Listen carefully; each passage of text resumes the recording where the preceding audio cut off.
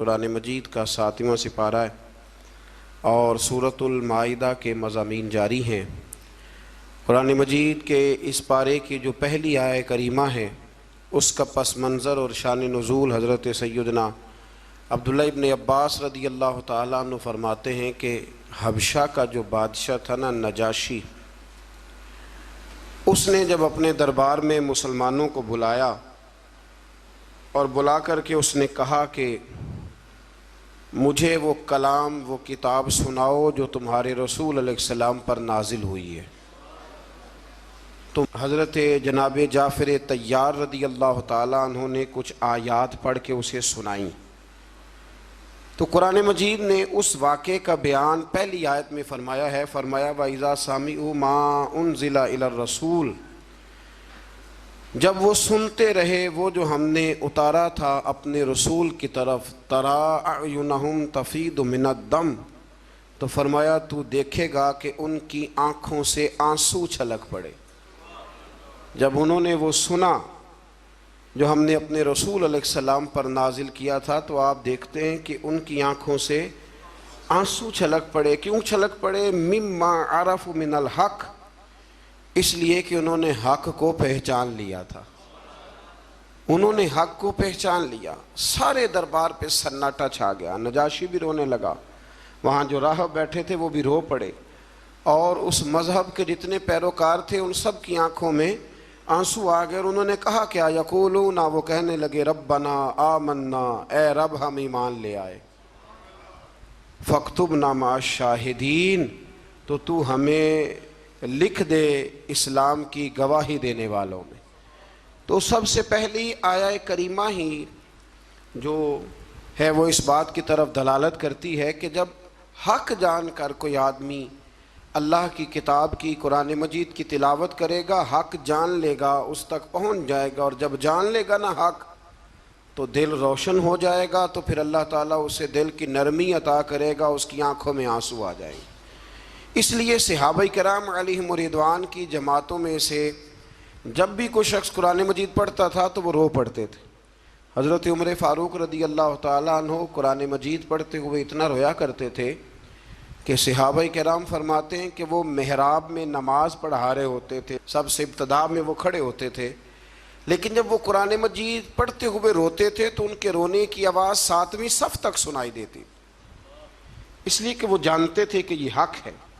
پھر اللہ تبارک و تعالیٰ نے سورۃ المائدہ کی آیت نمبر 87 میں ارشاد فرمایا ہے کہ مومنوں، یہ جائز نہیں کہ کوئی اپنی طرف سے حلال حرام کا فیصلہ کرے، بلکہ حلال اور حرام کا اختیار صرف اللہ تعالیٰ اور اس کے رسول صلی اللہ تعالیٰ علیہ وسلم کے پاس ہے۔ تو تم پاکیزہ چیزیں استعمال کرو اور حلال حرام کے فیصلے اللہ پہ چھوڑ دو، جس کو اس نے حلال کہا وہ حلال ہے، اور جس کو اللہ رسول حرام کر دے وہ حرام ہے۔ پھر اسی سورت کی آیت نمبر 99 کے اندر اللہ کریم نے یمین کے بارے میں، یمین منعقدہ کے بارے میں، یعنی قسموں کے بارے میں جو ہم قسمیں اٹھا لیتے ہیں، اس کے بارے میں بیان فرمایا۔ آیت نمبر 99 میں اللہ کریم نے ارشاد فرمایا کہ کچھ لوگ لغو قسم اٹھاتے ہیں، اس پر تو کوئی کفارہ نہیں، یعنی کچھ لوگوں کی نیت نہیں ہوتی، یہاں مفسرین نے لکھا ان کی عادت ہوتی ہے، واللہ باللہ تاللہ بات کرتے وقت یہ لفظ کہنا، اس کی نیت قسم اٹھانے کی نہیں ہوتی، تو ان پر کچھ کفارہ نہیں ہے۔ لیکن اگر کسی نے ایسی قسم اٹھائی کہ مستقبل میں یہ کام نہیں کروں گا، تو اب اسے چاہیے کہ وہ اپنی قسم پر قائم رہے، لیکن اگر وہ قسم پر قائم نہیں رہتا تو پھر 3 طریقے قرآن مجید نے بیان فرمائے۔ آیت نمبر 99 کے اندر 3 طریقے بیان فرمائے۔ ایک تو یہ بیان فرمایا کہ 10 مسکینوں کو وہ درمیانے وقت کا کھانا کھلائے، اور اگر یہ نہیں کر سکتا تو پھر ان کو درمیانہ لباس پہنا دے قسم کے کفارے کے لیے، اور اگر یہ نہیں کر سکتا تو پھر اس طرح کرے کہ غلام آزاد کرے۔ سب سے پہلی بات کیا فرمائی کہ 10 مسکینوں کو، یعنی جو قسم اٹھا بیٹھا ہے اور اب اپنی قسم پر قائم نہیں رہ سکتا، قسم توڑ رہا ہے، تو اس کے لیے حکم ہے کہ وہ 10 مسکینوں کو درمیانہ کھانا، ایک بالکل کمزور کھانا ہوتا ہے اور ایک بڑا ہی اچھا کھانا ہوتا ہے اور ایک درمیانہ وہ 10 مسکینوں کو کھانا کھلا دے یا 10 مسکینوں کو کپڑے لے کے دے دے، درمیانے کپڑے ضرورت کے مطابق۔ یہ نہیں کر سکتا تو پھر وہ اس طرح کرے، غلام آزاد کرے، اور اگر یہ بھی نہیں کر سکتا تو پھر آخری بات یہ بیان فرمائی کہ وہ 3 روزے رکھے، اس کی قسم کا کفارہ ہو جائے گا۔ لیکن میرے نبی کریم صلی اللہ تعالیٰ علیہ وسلم کی احادیث سے فقہاء نے ایک مسئلہ بیان کیا ہے کہ اگر کوئی شخص ایسی قسم کھا لے کہ جو قسم ہی جائز نہیں شریعت میں، نہیں کسی نے قسم اٹھا لی کہ آج کے بعد بھائی سے نہیں ملوں گا، تب یہ تو اس نے صلہ رحمی کا رشتہ توڑنے کی قسم اٹھا لی، تو میں قسم اٹھاتا ہوں کہ آج کے بعد اپنی بہن سے نہیں ملوں گا، تو یہ قسم ہی سرے سے غلط ہے، تو اب اس کے لیے حکم ہے کہ وہ قسم توڑ دے لیکن کفارہ بھی ادا کرے۔ پھر اسی سورہ مبارکہ کی آیت نمبر 90 اور 91 میں اللہ تبارک و تعالیٰ نے فرمایا کہ مومنوں، شراب، جوا اور حجر اسود کے پاس نا کفار نے کچھ بت لٹکائے ہوئے تھے، پتھر نصب کیے ہوئے تھے، ان کے نام کی وہ قربانیاں دیتے تھے، اور بعض روایات میں یوں بھی آتا ہے کہ وہ جانور ذبح کر کے تو اس کا خون ان کو ملا کرتے تھے، تو فرمایا یہ بھی تمہارے لیے جائز نہیں۔ اور اسی طرح تھے وہ فال نکالتے تھے تیروں کے ذریعے، تو اللہ کریم نے ان چاروں چیزوں کو ان آیہ مقدسہ میں حرام قرار دیا ہے، اور فرمایا تم نے ان چیزوں سے بچنا ہے، شراب سے بھی اور جوے سے بھی، اور پھر اسی طرح وہ جو نصب شدہ پتھر ہیں ان پر قربانیاں دینے سے بھی، اور یہ جو فالیں نکالی جاتی ہیں۔ ابھی بھی بڑے لوگ بیٹھے ہیں، میں اکثر کہا کرتا ہوں کہ دروازے پہ روٹی مانگنے آیا اور حال قسمت کا بتا رہا ہے، آیا روٹی مانگنے اور کہتا ہے قسمت کا حال بھی بتاؤں گا، تو اتنے کمزور ہیں پوچھنے والے بھی کہ ایک روٹی بھی دے رہے ہیں اور اس سے قسمت کا حال پوچھ رہے ہیں جس کی اپنی اتنی خراب ہے کہ دروازے مانگ رہا ہے۔ تو اللہ کریم نے اس کو حرام قرار دیا، ناجائز قرار دیا، اور فرمایا یہ وہ چیزیں ہیں، انہی آیات میں فرمایا یہ وہ چیزیں ہیں جو تمہارے درمیان عداوت پیدا کریں گی، شراب بھی عداوت پیدا کرے گی، جوا بھی عداوت پیدا کرے گا، تو تمہیں ان چیزوں سے بچنا۔ آیت نمبر 95 سے لے کر 99 تک اللہ تعالیٰ نے حالت احرام میں شکار کی ممانعت فرمائی ہے کہ جب آپ احرام کی حالت میں ہوں گے تو شکار کرنا آپ کے لیے درست نہیں ہے، اس کے تفصیلی احکامات ہیں جو کتب فقہ میں ملتے ہیں۔ آیت نمبر 100 سے لے کر 103 تک اللہ تبارک و تعالیٰ نے جو مضامین بیان کیے ان میں پہلا مضمون یہ بیان کیا ہے کہ میرے رسول صلی اللہ علیہ وسلم سے غیر ضروری سوالات نہ کیا کرو، ضروری بات پوچھا کرو، ضروری بات۔ یہ آیت نمبر 100 میں اللہ کریم نے منع کر دیا۔ کچھ لوگوں کا بیجا سوالات کرنے کا بھی طریقہ ہوتا ہے، وہ سوال پر سوال کرتے ہیں، اور میں کئی دفعہ یہ سمجھتا ہوں کہ وہ بات کو سمجھنا چاہ نہیں رہے۔ نبی کریم علیہ السلام کی بارگاہ میں بھی کچھ لوگ سوالات کرتے تھے، ایک صحابی حضور کی بارگاہ میں بیٹھے تھے تو نبی پاک علیہ السلام نے فرمایا حج فرض ہے، تو انہوں نے کہا یا رسول اللہ ہر سال، حضور خاموش ہو گئے۔ انہوں نے پھر پوچھا، حضور ہر سال، خاموش ہو گئے۔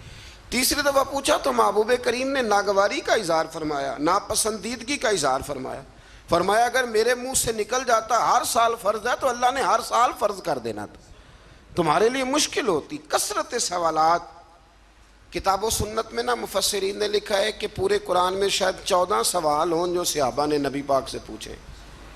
حضرت علی المرتضیٰ رضی اللہ تعالیٰ عنہ کہتے ہیں کہ اگر میں نے نبی پاک سے کوئی سوال پوچھنا ہوتا تھا تو میں مہینوں انتظار کرتا تھا، اور میرا خیال ہوتا تھا کہ کوئی اور ہی آئے، وہ آ کے پوچھ لے تو ساتھ میرا بھی مسئلہ حل ہو جائے۔ سوال کی بھی تکلیف دینا وہ پسند نہیں کرتے تھے۔ پھر انہی آیہ کریمہ کے اندر اللہ تبارک و تعالیٰ نے زمانہ جاہلیت میں مشرکوں نے جو بعض حلال جانوروں کو بتوں کے نام پر وقف کر دیا تھا، ان کا دودھ بھی نہیں پیتے تھے، گوشت بھی نہیں کھاتے تھے، ان کی مذمت بیان فرمائی ہے۔ فرمایا یہ حلال اور حرام کرنے کا اختیار اللہ رسول کے پاس ہے، کسی اور کے پاس نہیں ہے۔ آج بھی لوگ بڑی چیزوں کا اختیار اپنے پاس رکھنا چاہتے ہیں، فلاں چیز بھی حرام ہو گئی، ولی کا نام آ گیا تو حرام ہو گئی، 11ویں کا نام آ گیا تو بھئی حلال وہ ہے جسے اللہ رسول حلال کہیں، حرام وہ ہے جسے اللہ رسول حرام کہیں۔ تو لوگ جبر کرتے ہیں دین میں، حالانکہ دین کے اندر کوئی جبر نہیں ہے۔ آیت نمبر 104 کے اندر اللہ تبارک و تعالیٰ نے بتایا ہے کہ جب اہل کتاب سے اور دین سے انحراف کرنے والوں کو دعوت دی جاتی نا کہ اللہ کی نازل کردہ دین پر اور رسول صلی اللہ تعالیٰ علیہ وسلم کی طرف توجہ کرو اور نبی پاک کی اتباع کرو، تو وہ کہا کرتے تھے کہ ہم جس روش پر ہیں نا، ہم اس روش کو اس لیے نہیں چھوڑ سکتے کہ ہمارے باپ دادا بھی اسی طریقے پہ تھے۔ یہ سورۃ المائدہ کی آیت نمبر 104 ہے۔ جب ان سے کہا جاتا ہے نا کہ آؤ اسلام قبول کر لو، قرآن کو مانو، نبی پاک کی پیروی کرو، تو وہ کہنے لگے ہم اس لیے نہیں کریں گے کہ ہمارے باپ دادا بھی اسی دین پر تھے، تو ہم بھی اسی دین پر رہیں گے۔ جب انہوں نے دین تبدیل نہیں کیا تو ہم کیسے کریں گے؟ تو اللہ تعالیٰ نے اسے کفار کی ہٹ درمی کہا یہ ان کے رویے کی سختی ہے۔ اگر تو باپ دادا ٹھیک ہوں تو طریقوں پر چلنا چاہیے، اور اگر باپ دادوں کے طریقے قرآن و سنت کے مطابق نہ ہوں تو پھر ان کے طریقوں پر چلنا نہیں چاہیے۔ اپنے آباء و اجداد کی رسمیں نہیں نبھانی، ہم نے اللہ اور اس کے رسول کے حکم کی طرف توجہ کرنی۔ تو ان آیات کے اندر اللہ تبارک و تعالیٰ نے اس بات پر بھی نبی پاک علیہ السلام کو اور صحابہ کو تسلی دی کہ اگر یہ ملحدین، مشرکین اور یہودی کلمہ نہیں پڑھتے تو آپ کا نقصان کوئی بھی نہیں کریں گے۔ آپ کے ذمہ تو تبلیغ کرنا ہے نا، تو آپ تبلیغ کر دیں۔ اگر یہ نہیں کلمہ پڑھتے تو نقصان نہیں کریں گے۔ اسی سے ہمارے مفسرین نے یہ مسئلہ بھی بیان فرمایا کہ عالم کو، مبلغ کو، واعظ کہنے والے کو دین کی بات کر دینی چاہیے، اور اگر اس کی بات سن کے کوئی عمل نہیں کرتا تو اس کا پھر کوئی نقصان نہیں ہے۔ ماں باپ کو بھی اپنی اولاد کو نصیحت کرنی چاہیے، صحیح بات بتانی چاہیے۔ اب کوئی اولاد عمل نہ کرے تو ماں باپ کو اب اس کی طرف سے کوئی باز پرس نہیں ہوگی۔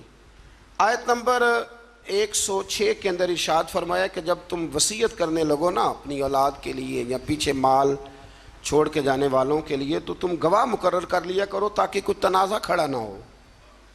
گواہ مقرر کرو، اللہ کریم نے حکم ارشاد فرمایا۔ لیکن بعض مفسرین نے یہ بھی لکھا ہے ان آیات کے حوالے سے کہ جب سے احکام وراثت نازل ہو گئے، اللہ نے خود بیان کر دیا کہ بیٹے کا اتنا ہے، بیٹی کا اتنا ہے، بیوی کا اتنا ہے، بھائی کا اتنا ہے، ماں باپ ہوں زندہ تو پھر ان کا اتنا ہے، تو اب یہ آیات ویسے ہی منسوخ ہو گئی ہیں، اب وصیت کرنے کی کوئی ضرورت موجود نہیں رہی، بات ہی ختم ہو گئی۔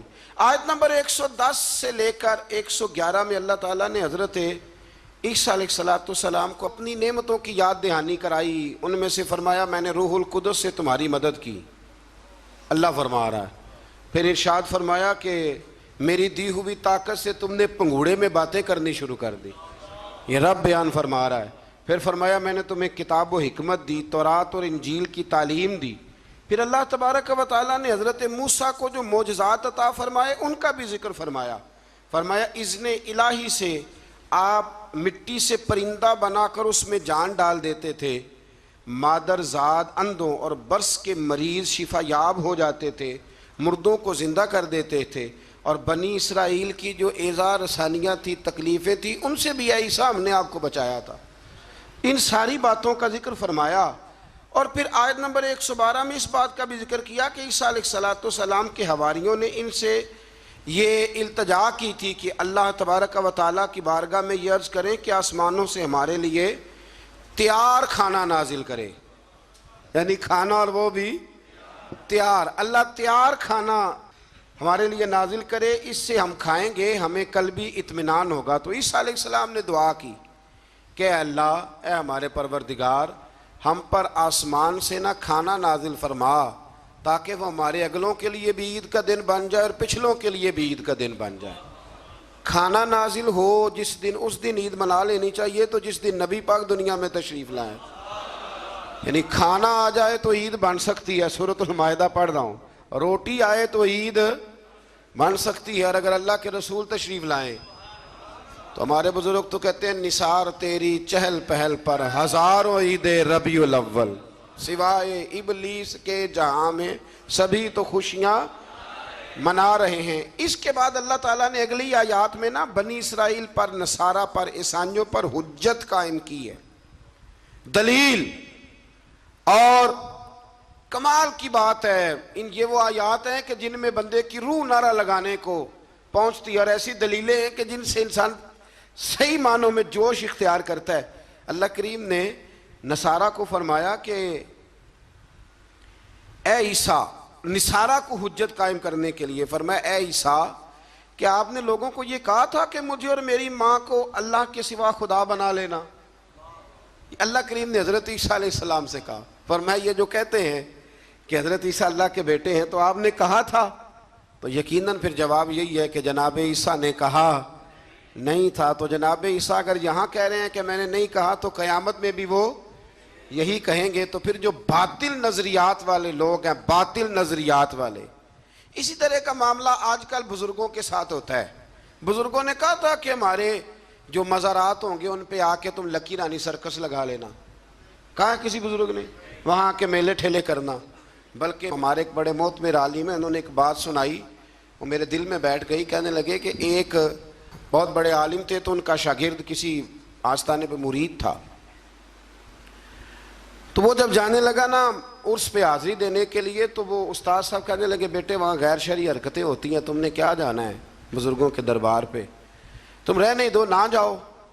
بچے نے ضد کی کہ نہیں میرے ابا جی کا بھی پیر خانہ ہے، میرے دادا جی کا بھی تو میں نے جانا ہے۔ تو استاد صاحب نے نا ایک رکا لکھ کے دیا، فرمانے لگے بیٹے جب وہاں پہنچو نا بزرگوں کی قبر پہ رکھ دینا، پڑھنا نہیں، اور واپس آنا تو اٹھا کے لانا۔ انہوں نے جواب کیا دیا ہے؟ وہ نوجوان کہتا ہے کہ میں نا وہ رکا لے کے گیا، ابھی میں رستے میں ہی تھا کہ ایک بابا جی نا بڑے نورانی چہرے والے درخت کے نیچے بیٹھے ہوئے تھے، تو میں تو اپنی مستی میں گزر رہا تھا، تو بزرگوں نے میرا نام لے کے مجھے بلایا، اور میں نے جب ان کی طرف توجہ کی تو میرا نام ہی نہیں میرے ابا جی کا نام بھی بتا دیا انہوں نے۔ کہتے مجھے کہنے لگے ادھر آ بیٹے، پتر ادھر آ۔ میں قریب گیا تو کہنے لگے وہ رکا لا جو تیرے استاد نے دیا ہے۔ کہتے میں روب اتنا طاری ہوا کہ میں بول ہی کوئی نہ سکا، رکا میں نے بابا جی کو دے دیا۔ کہنے لگے پتر عرس پہ جا، فارغ ہو کے نا واپس جانا تو رکا مجھ سے لے جانا۔ کہتے ہیں میرے پہ اور روب طاری ہوا، عرس کیا دیکھنا تھا، میں تو پریشانی میں ہی رہا۔ واپس آیا تو بابا جی تھے، میں نے وہ رکا لیا، تو جا کے میں نے رکا استاد جی کو دیا۔ جب میرے مفتی صاحب نے وہ رکا پڑھا تو ان پر اتنا سحر طاری ہوا کہ بے ہوش ہی ہو گئے۔ کچھ دیر کے بعد ہوش آیا، نارمل لائف میں جب وہ آئے عام روٹین کی زندگی میں، تو میں نے ان سے کہا کہ حضرت صاحب میں بڑا دیانتدار شاگرد ہوں، میں نے جاتی دفعہ بھی نہیں پڑھا کہ آپ نے کیا لکھا ہے، اور جو جواب آیا وہ بھی نہیں پڑھا، لیکن آپ کا بے ہوش ہونا، بزرگوں کا ملنا میری سمجھ میں نہیں آتا، کچھ سمجھا دیں۔ تو کہتے ہیں کہ وہ استاد مجھ سے کہنے لگے کہ بیٹا وہ جو بزرگ تجھے ملے تھے نا وہ دراصل وہی تھے جن کے تو عرس پہ گیا تھا۔ تو وہ رکا انہوں نے اس لیے لے لیا، میں نے رکے پہ لکھا تھا کہ بابا جی اگر آپ اتنے ہی طاقت والے ہیں تو یہ غیر شرعی حرکتیں ہوتی ہیں تو آپ روکتے کیوں نہیں، میں نے رکے پہ لکھا تھا۔ تو کہتے ہیں بابا جی نے جواب دیا ہے کہ غیر شرعی حرکتیں ہوتی ہیں تو ہم تو نکل کے سائیڈ پہ بیٹھ جاتے ہیں، اسی لیے تو لوگ کہتے ہیں دربار پہ گئے تھے تو جو دعا مانگی ہے وہ قبول نہیں ہوئے، بابا تو وہاں تھا ہی نہیں، وہ تو سائیڈ پہ ہو گیا، وہ تو تھے ہی نہیں، وہ تو نکل آئے کہ تم ہمیں تنگ کرتے ہو لہذا ہم جا رہے ہیں۔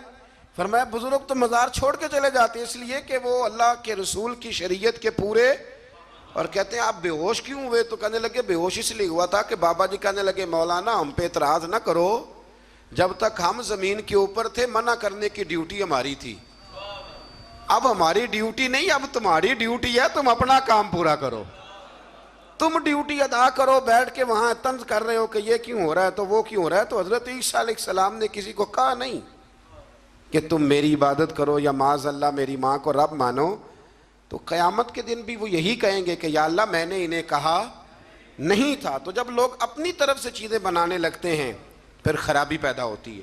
تو میرے عزیز دوستو پھر اس سے آگے سورہ انعام شروع ہو جاتی ہے، یہ مکی صورت ہے۔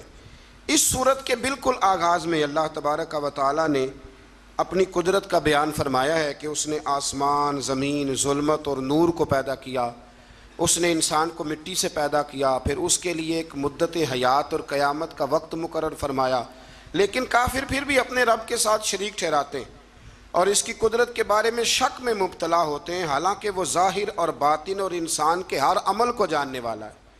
منکروں کا ایک شعار ہے، یہ طریقہ ہے کہ اللہ کی قدرت کی نشانیاں آنے کے باوجود بھی اس پہ غور نہیں کرتے، توجہ نہیں کرتے۔ اللہ تعالیٰ فرماتا ہے تم سے پہلے بھی کئی قوموں کو ہم نے زمین میں اقتدار دیا تھا، ان پر موسلا دار بارشیں برسائی تھی، ان کے لیے باغات کے نیچے نہریں جاری کی تھی، لیکن جب انہوں نے گناہ بہت زیادہ کیے تو پھر ان گناہوں کی سزا کے طور پر ہم نے انہیں ہلاک کر دیا۔ ساری نعمتوں سے نوازا، لیکن جب وہ باز نہ آئے تو پھر ان کی سزا بنتی تھی۔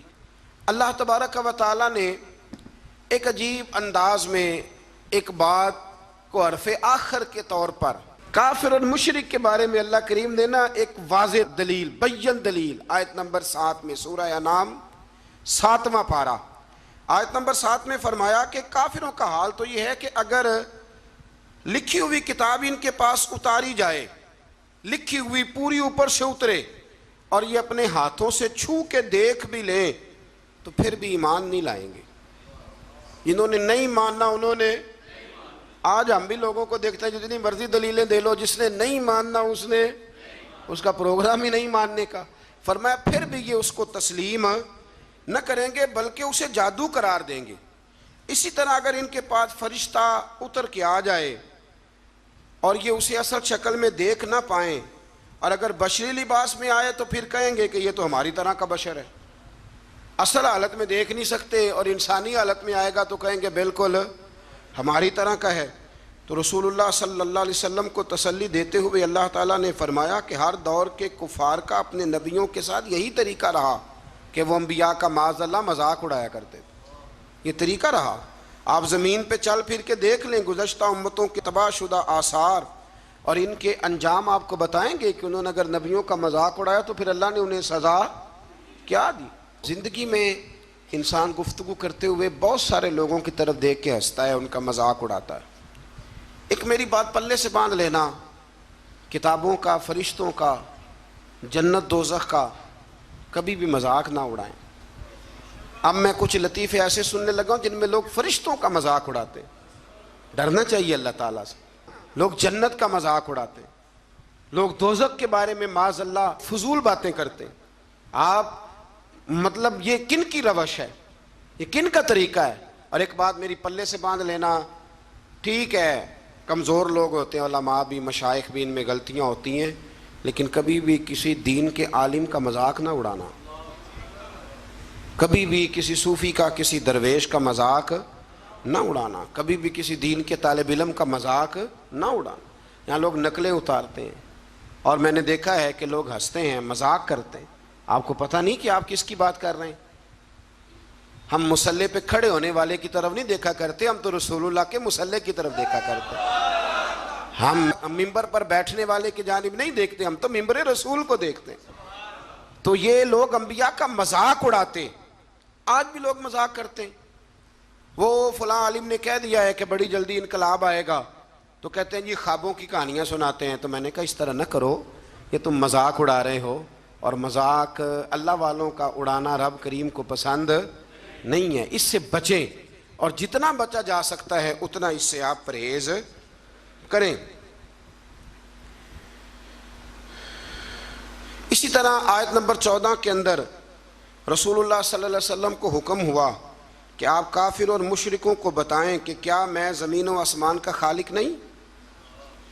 آپ ان سے پوچھیں کہ سب کو روزی رساں کو چھوڑ کر کسی اور کو اپنا کارساز بنا لوں؟ آپ ان سے کہیں اے محبوب کہ کیا میں اسے چھوڑ کر جو سب کچھ دیتا ہے کسی اور کے پیچھے چل نکلوں؟ آپ ان سے کہہ دیں کہ سب سے پہلے اسلام لانے والا میں خود ہوں، سب سے پہلے ایمان لانے والا میں خود ہوں۔ اور فرمایا پھر ان کو یہ بھی بتا دو کہ اللہ جس کو ضرر پہنچائے، اللہ کے سوا کوئی اسے نجات دینے والا نہیں ہے، اور اگر وہ کسی کو خیر سے نوازے تو کوئی اسے روک سکتا نہیں ہے۔ اور یہ بھی بتا دیں کہ ہر خیر کا مالک اللہ ہے، اور مجھے اسی بات کا حکم دیا گیا ہے کہ میں ہر مخاطب کو اللہ کے عذاب سے ڈراؤں اور اس کی توحید کی دعوت دوں اور شرک سے برات کا اعلان کروں۔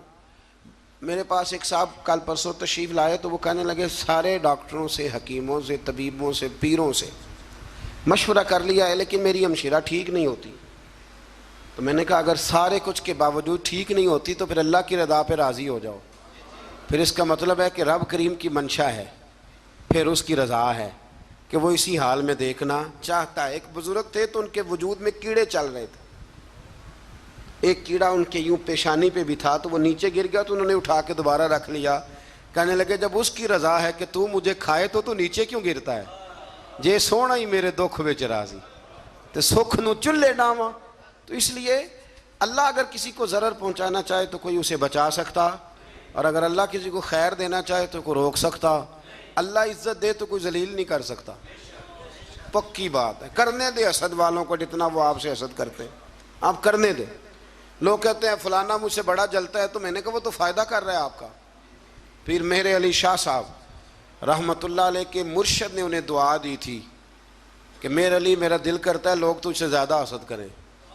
تو کہنے لگے حضرت صاحب یہ کیا دعا ہوئی؟ تو آپ فرمانے لگے نعمتیں زیادہ ہوں گی تو لوگ زیادہ جلیں گے نا، تو میرا دل کرتا ہے لوگ تجھ سے حسد کریں، زیادہ حسد کریں۔ تو اس لیے ہم لوگ جو ہیں وہ ہمارے منانی میاں صاحب قبلہ فرمایا کرتے ہیں، وہ کہتے ہیں یہ جل رہا ہے تو آپ نظر آ رہے ہیں نا، وہ کہتے ہیں اگر یہ جلنا چھوڑ دے گا تو پھر آپ نظر نہیں آئیں گے، تو کچھ جلتا رہتا ہے تو آپ نظر آتے رہتے ہیں، اس لیے لوگوں کو جلنے دیں۔ تو ہم لوگ جو ہے وہ بلا وجہ، لیکن حسد بھی کسی کسی سے ہوتا ہے۔ اب میرے جیسا بندہ اٹھ کے یہ کہنا شروع کر دے کہ لوگ مجھ سے حسد کرتے ہیں تو اس کی خوش فہمی ہے نا، بھئی وہاں بھی رہ گئے حسد کرنے کے لیے، یعنی بلا وجہ کچھ لوگوں کو نا بخار بھی چڑھ گیا ہے، لوگ مجھ سے حسد کرتے ہیں۔ یعنی وہ کبھی کبھی خواتین بچے کو دم کرانے کے لیے لاتی ہیں تو کہتی ہیں بچہ بڑا سونا ہے، تو اس کو نظر لگ گئی، ماں کی نظر میں تو سونا ہی ہوتا ہے نا، لیکن وہ اس کو دم کرتے وقت بندے کو خیال آتا ہے کہ جی انہوں بھی نظر ہی لگنی ہے تو پھر انہوں دم ہونا چاہیے تھا جنہیں انہوں نظر لائی ہے۔ مطلب دم تو اس کو اب ہونا چاہیے کہ جس نے اس کو نظر لگا دی، لیکن اماں کی نظر میں تو بیٹا چاند ہی ہوتا ہے نا جی، ماں کی نظر میں تو وہ ایک بیٹا چاند ہوتا ہے اور ایک اس کا ماموں چاند ہوتا ہے۔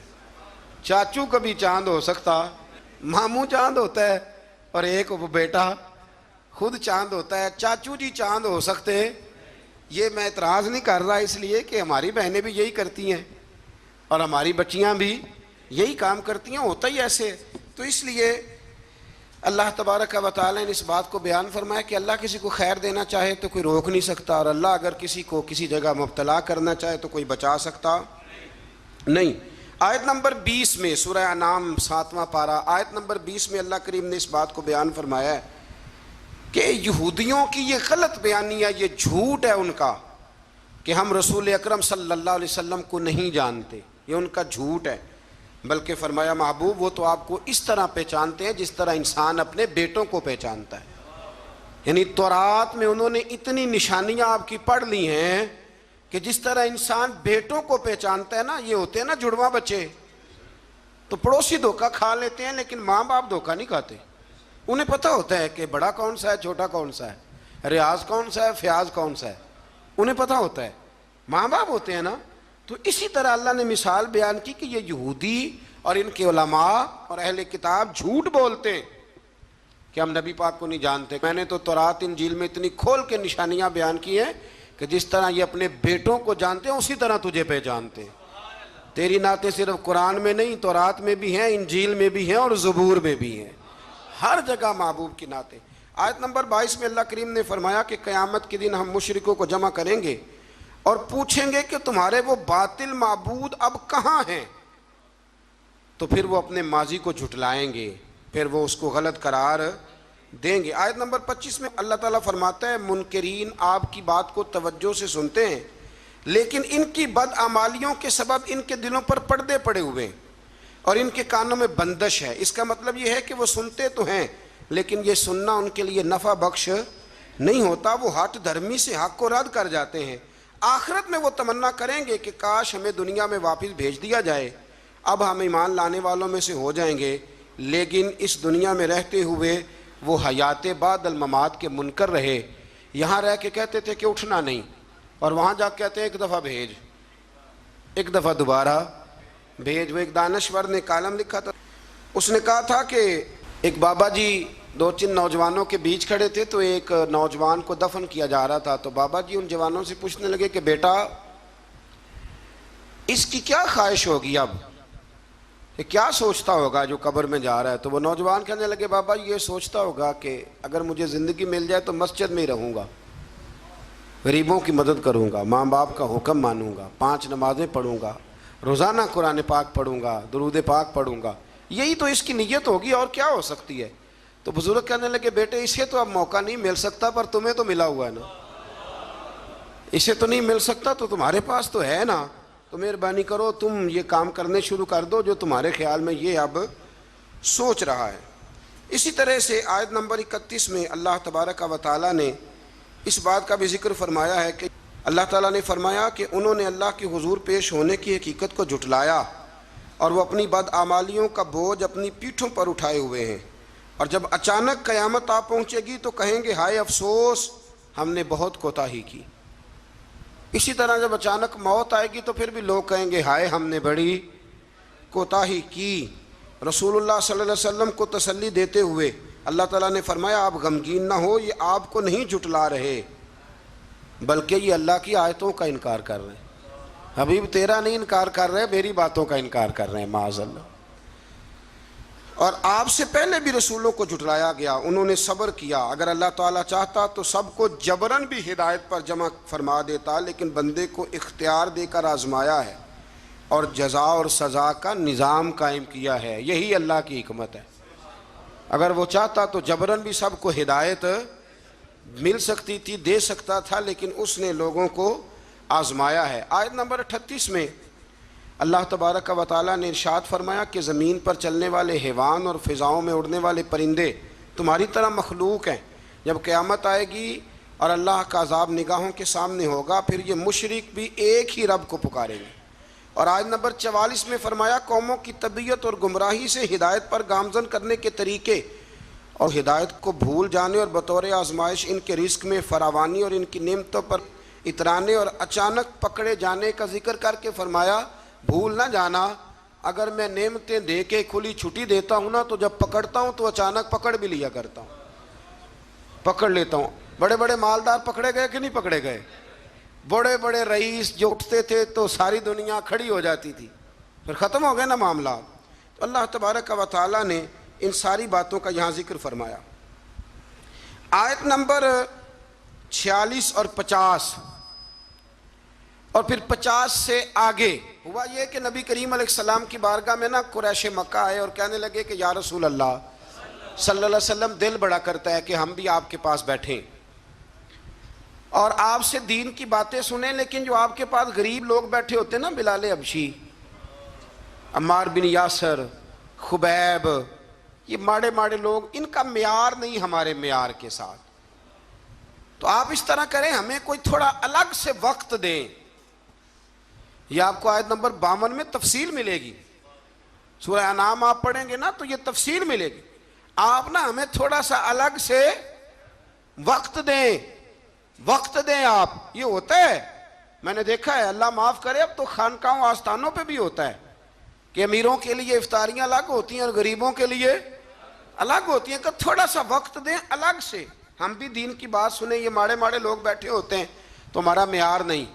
نبی کریم علیہ السلام نا بڑی خواہش رکھتے تھے کہ غریب بھی کلمہ پڑھ جائیں اور امیر بھی کلمہ پڑھ جائیں، تو نبی کریم کے دل میں خیال آیا کہ وقت دینا چاہیے، تھوڑا سا وقت ان کے لیے الگ کر لیتے ہیں۔ جب حضور کے دل میں خیال آیا تو اللہ تعالیٰ نے قرآن نازل کر دیا، ارشاد فرمایا وَلَا تَطْرُدِ الَّذِينَ يَدْعُونَ رَبَّهُمْ بِالْغَدَاةِ وَالْعَشِيِّ يُرِيدُونَ وَجْهَهُ، فرمایا محبوب انہیں اپنے پاس سے دور نہ ہٹانا جو صبح بھی اپنے رب کو پکارتے ہیں اور شام بھی اپنے رب کو پکارتے ہیں۔ اور فرمایا پکارتے کس لیے ہیں؟ یریدون وجہا، یہ اس لیے نہیں پکارتے کہ انہیں کوئی دنیاوی لالچ ہے، یہ اس کی رضا کے لیے اسے پکارتے۔ تو میرے رسول کریم علیہ السلام نے فرمایا بھئی میرے رب کا حکم آ گیا، بیٹھنا تو بیٹھو، نہیں بیٹھنا تو نہ بیٹھو، لیکن میرے ساتھ بلال حبشی ضرور بیٹھے گا، عمار بن یاسر ضرور بیٹھے گا، صہیب رومی ضرور بیٹھے گا۔ فرمایا یہ غرباء مساکین میرے گرد ضرور بیٹھیں گے، یہ ضرور بیٹھیں گے۔ میں نے تو یہ رنگ بھی دیکھا ہے اپنی مختصر سی زندگی میں کہ لوگ کہتے ہیں مسجد کی کمیٹی کا صدر بھی کوئی چودھری ہونا چاہیے، یعنی مسجد اور مدرسے کی کمیٹی کا صدر بھی کوئی چودھری ہونا چاہیے، کوئی نام ہونے چاہیے، کوئی لکھنا چاہیے، کوئی ایسے کریں کوئی ویسے کریں، اور چھوڑے میاں آپ کس کام لگے ہوئے ہیں؟ اگر مسجد اللہ کا گھر ہے نا تو وہ بانی جائے گا.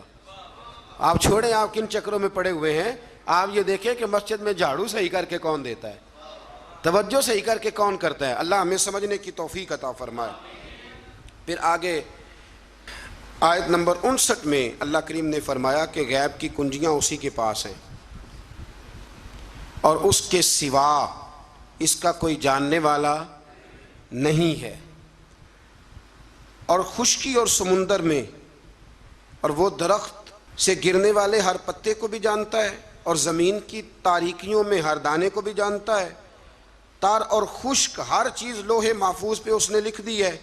اور آیت نمبر 60 میں فرمایا نیند اور بیداری کے تسلسل کے جاری رہنے اور میعاد مقرر پر مرنے اور اللہ کی طرف لوٹنے کے بیان کو یہاں بیان کر کے بھی اللہ نے اپنی قدرت کی علامات کو بیان فرمایا. اب یہاں کچھ لوگ فٹافٹ مانا کر دیتے ہیں کہ دیکھو جی اللہ نے خود ہی کہہ دیا نا کوئی غیب نہیں جانتا. تو میں پیچھے آپ کو بتایا ہوں نا کل کہ اللہ کریم فرماتے ہیں کہ سورہ آل عمران کے اندر کہ میں عام لوگوں کو غیب پر اطلاع نہیں دیتا لیکن اپنے رسولوں میں سے جس کو چن لیتا ہوں. یہاں فرمایا کہ کوئی نہیں جانتا تو اس کا معنی یہ ہے کہ از خود کوئی نہیں جانتا, لیکن اگر اللہ بتا دے تو پھر کوئی جاننے والا جان لیتا ہے.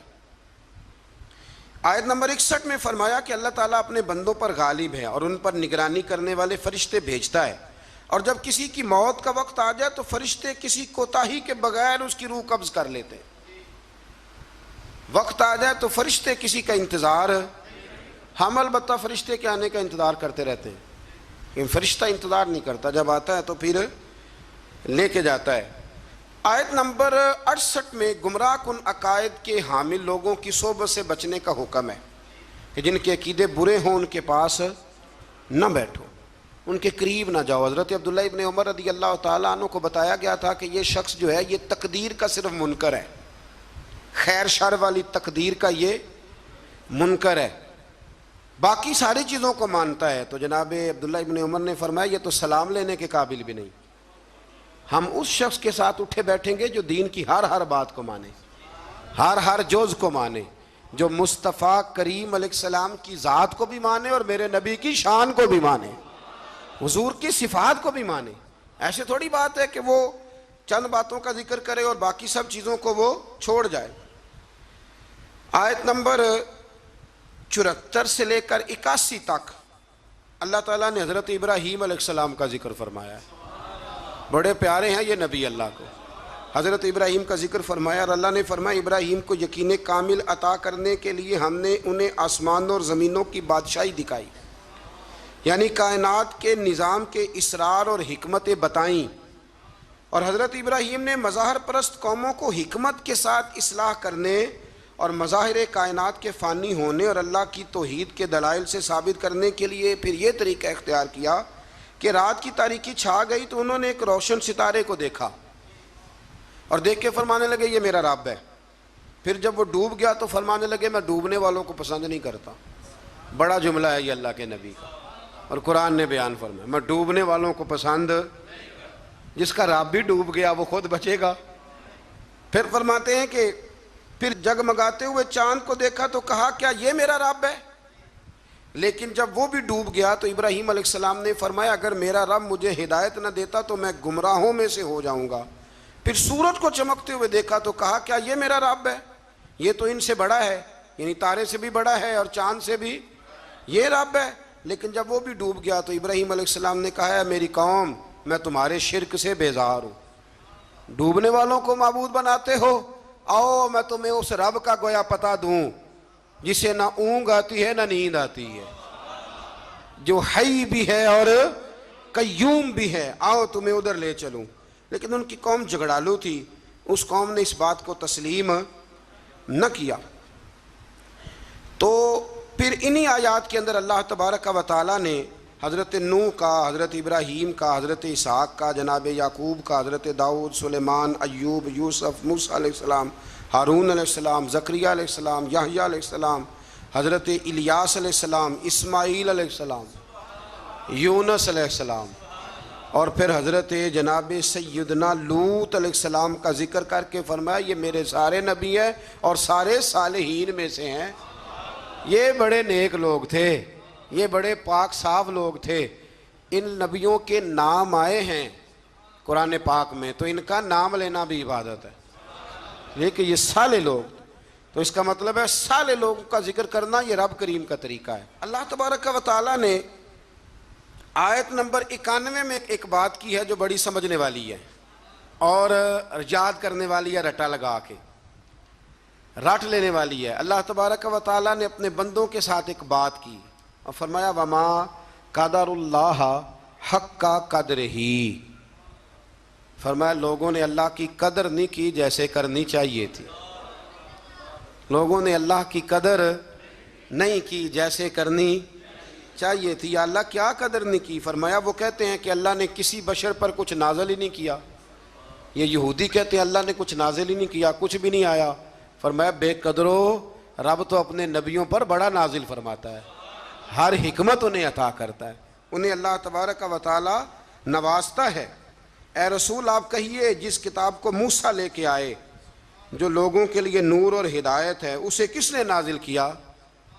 اللہ تعالیٰ فرماتا ہے اے مخاطب، اے میرے سننے والے، کاش تو وہ منظر دیکھے جب یہ ظالم موت کی سختیوں میں مبتلا ہوں گے، وہ منظر لوگ دیکھیں جب ان کو موت آئے گی جو اللہ کی قدر نہیں کرتے، اور فرشتے ان کی طرف ہاتھ پھیلائے ہوں گے اور کہیں گے نکالو اپنی جانوں کو، آج تمہیں ذلت کے عذاب کی سزا دی جائے گی۔ آیت نمبر 94 میں فرمایا تمہارے جھوٹے خدا جن کو تم اللہ کے ساتھ شریک بناتے ہو آج تمہاری سفارش کے لیے موجود نہیں ہیں، اور تم ہمارے پاس اکیلے ہی آئے ہو جیسا کہ ہم نے تمہیں پہلی مرتبہ پیدا کیا تھا، اور تم سب کچھ دنیا میں چھوڑ کے آئے ہو اور سارے رشتے ٹوٹ گئے اور توقعات ختم ہو گئی۔ جھوٹوں کے جھوٹے پیچھے نہیں جائیں گے، لیکن سچے رسول کے ماننے والوں کے سچے رسول قیامت میں بھی سفارش کریں گے۔ آیت نمبر 95 میں اللہ کریم نے فرمایا بے شک اللہ تعالیٰ دانے اور گٹھلی کو پھاڑنے والا ہے، وہ زندہ کو مردے سے نکالتا ہے اور مردوں کو زندے سے۔ انڈا زندہ ہوتا ہے کہ مردہ؟ اس میں سے نکلتا کیا ہے؟ زندہ، حالانکہ انڈا زندہ نہیں ہوتا، اور کئی دفعہ زندہ عورت ہوتی ہے لیکن جب بچہ جنتی ہے تو وہ مردہ ہوتا ہے۔ فرمایا تم دیکھتے نہیں، یہ اللہ کی حکمتیں ہیں، یہ اس کی قدرتیں ہیں۔ آیت نمبر 98 میں پھر اللہ کریم نے ایک بار اس بات کو بیان فرمایا کہ ہم نے تمہیں ایک جان سے پیدا کیا ہے، ایک جان سے تمہیں پیدا کیا۔ آیت نمبر 100 میں فرمایا کہ مشرکوں نے جنات کو جو اللہ کی مخلوق ہے اللہ کا شریک ٹھہرایا ہے اور اس کی طرف بیٹے اور بیٹیوں کی نسبت کی ہے، حالانکہ وہ اس سے پاک ہے، وہ آسمانوں اور زمینوں کا بنانے والا ہے، بیوی اور اولاد کی نسبت سے اللہ پاک ہے۔ لم یلد ولم یولد ولم یکن لہ کفوا احد۔ ہم جب پڑھتے تھے نا تو ایک بزرگ تشریف لائے ملتان شریف سے، تو ایک اسٹوڈنٹ کو کھڑے ہو کے کہنے لگے بتا اللہ کی تعریف کر، اللہ کون ہے؟ کہنے لگا اللہ ایک ہے، حالانکہ یہ بھی اس کی تعریف ہے کہ اللہ وحدہ لا شریک، یہ بھی تعریف ہے، لیکن وہ بچوں کو سمجھانے کے لیے فرمانے لگے حضرت جبریل کتنے ہیں؟ کہنے لگے جی ایک، تو فرمانے لگے یہ تم نے کیا تعریف کی؟ اللہ ایک ہے۔ کہا جناب آپ نے تو کمال کر دی، پھر آپ ہی بتائیں۔ تو فرمانے لگے میری سمجھ میں اللہ کی ساری شانیں ہیں، یہ بھی اس کی شان ہے، قدرت کاملہ ہے کہ وہ وحدہ لا شریک ہے، لیکن فرماتے ہیں اصل بات یہ ہے کہ وَلَمْ يَكُنْ لَهُ كُفُوًا أَحَدٌ، فرمایا جس طرح کا وہ ہے اس طرح کا کوئی ہے ہی نہیں، اس کا ہمسر کوئی ہو سکتا جو وہ ہے وہ کوئی اور ہے ہی نہیں، ہو ہی نہیں سکتا۔ اللہ اکبر۔ آیت نمبر 104 سے 107 میں فرمایا تمہارے پاس روشن دلائل آ گئے ہیں، اگر کوئی اس کی روشنی میں چلے گا تو اسے فائدہ ہوگا، اور اگر کوئی گمراہی اختیار کرے گا تو اس کا اپنا نقصان ہے، اور اگر کوئی شرک کرے گا تو اس کے لیے ملول نہ ہو، آپ صرف وحی الہی کی پیروی کریں۔ آخر میں آیت نمبر 108 اور پارہ بھی تقریباً ختم ہونے کو، آیت نمبر 108 میں نے ایک قانون اللہ تعالیٰ نے بیان فرمایا ہے، وہ بڑا سمجھنے والا ہے۔ میں مبلغین کو، واعظین کو اور جو طالب علم بچے ہیں ان سب کی بھی توجہ کراؤں گا کہ وہ اس بات پر ضرور غور کریں کہ اللہ تبارک و تعالیٰ نے جہاں ہمیں کیا نصیحت فرمائی ہے، بڑی قیمتی بات ہے، اس کو ضرور سنیے گا۔ ارشاد فرمایا جا رہا ہے کہ تم نہ ان لوگوں کو برا نہ کہو جن کو مشرک اللہ کے علاوہ پوجتے ہیں، تم انہیں برا، بتوں کو برا نہ کہو۔ اور رب کریم نے فرمایا جب تم ان کے بتوں کو برا کہو گے تو ایسا نہ ہو کہ وہ زیادتی اور ظلم کی وجہ سے معاذ اللہ رب کریم کے بارے میں کوئی بے ادبی کر دے۔ ان کے جھوٹے خداؤں کو تم برا کہو گے تو ہو سکتا ہے وہ تمہارے سچے کو برا کہیں۔ تو فرمایا تم اس طرح کرو کہ تم تبلیغ ضرور کرو، بات ضرور کرو، لیکن ان کو برا نہ کہو۔ آج رویہ یہ بن گیا ہے، گالی کی زبان اس لیے عام ہوئی ہے کہ لوگ جب کسی کے بزرگ کے بارے میں کوئی ایسا لفظ کہتے ہیں تو پھر بھی وہ جواب میں خاموش نہیں رہتا۔ اس لیے ہم کہتے ہیں کہ اسٹیج پر سنجیدہ بات ہونی چاہیے۔ آپ اپنی رائے جب پیش کریں تو دلائل کے ساتھ پیش کریں۔ ہمارے زمانے میں طریقہ لوگوں کا یہ ہے کہ لوگ آواز اونچی کرتے ہیں، دلائل مضبوط نہیں کرتے۔ میرا مشورہ یہ ہے، میں اپنے دائرے کے طالب علموں کو کہا کرتا ہوں کہ آوازیں اونچی نہ کرو، دلائل مضبوط کرو۔